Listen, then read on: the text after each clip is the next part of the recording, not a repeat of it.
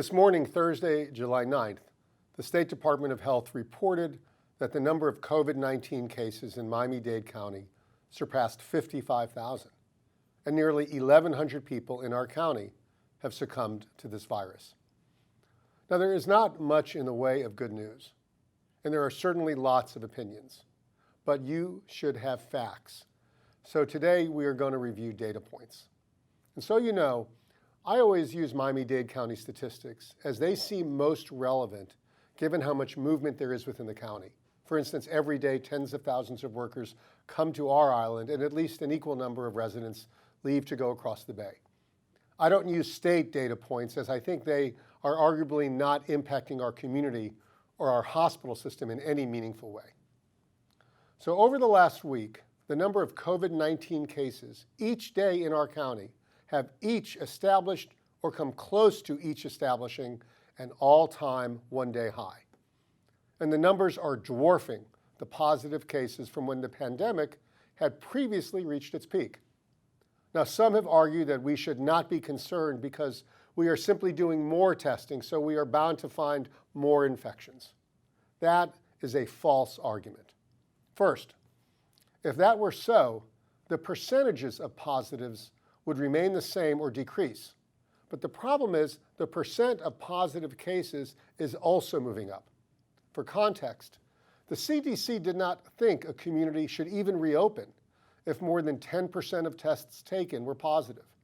As you can see, while we were below that 10% when we began to reopen in June, since the reopening, we have gone well past that ceiling.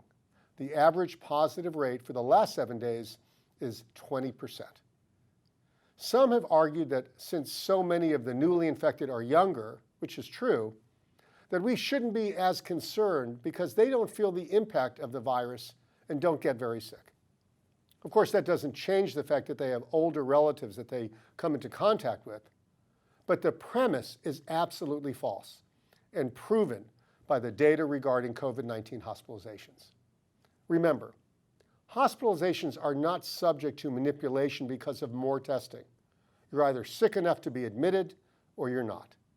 The current census of those hospitalized in Miami-Dade due to COVID-19 is 1,748. To give you some perspective, that is double the census for nearly the entire period of the pandemic, including the period that preceded our shelter in place. Some argue that, well, maybe the hospitalizations include minor cases.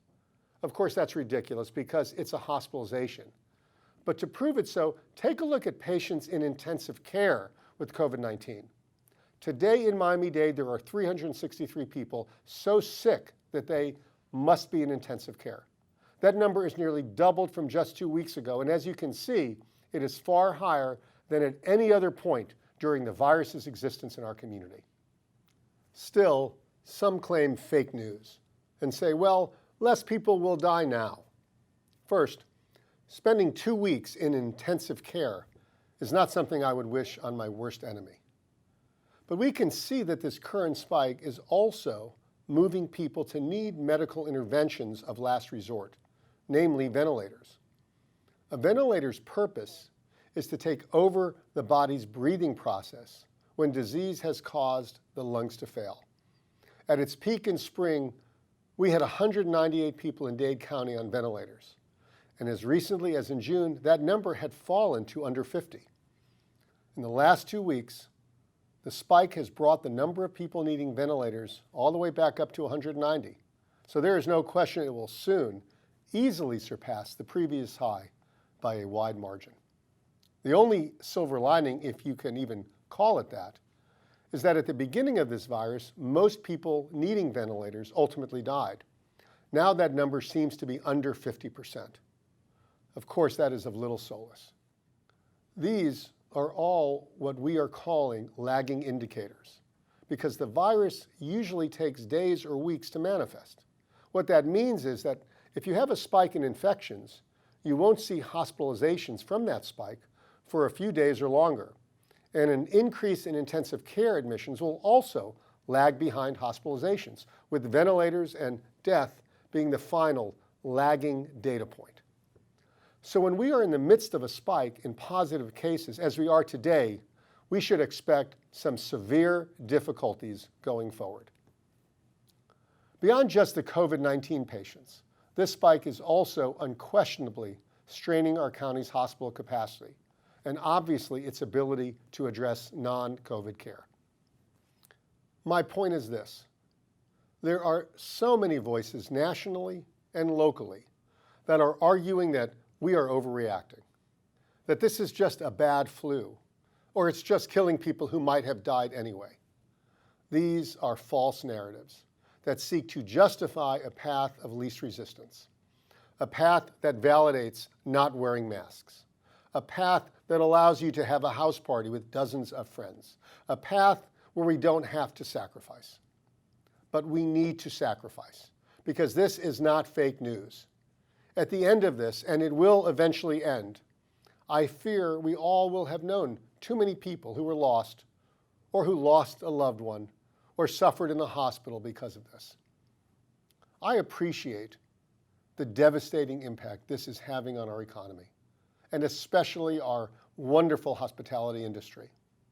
But that is precisely why we need to do all our part so that we can recover. Wear the mask. It's not a political statement. Exercise physical distancing. We are a community that does its best when we lean into a task together. Please lean into this. If we do these things, we will eventually be able to return to normalcy. We will fully reopen businesses safely, with kids at school, and with all the simple pleasures we typically take for granted, but now feel so distant. Until then, thanks for your patience and calm. It is needed. And stay healthy and at home.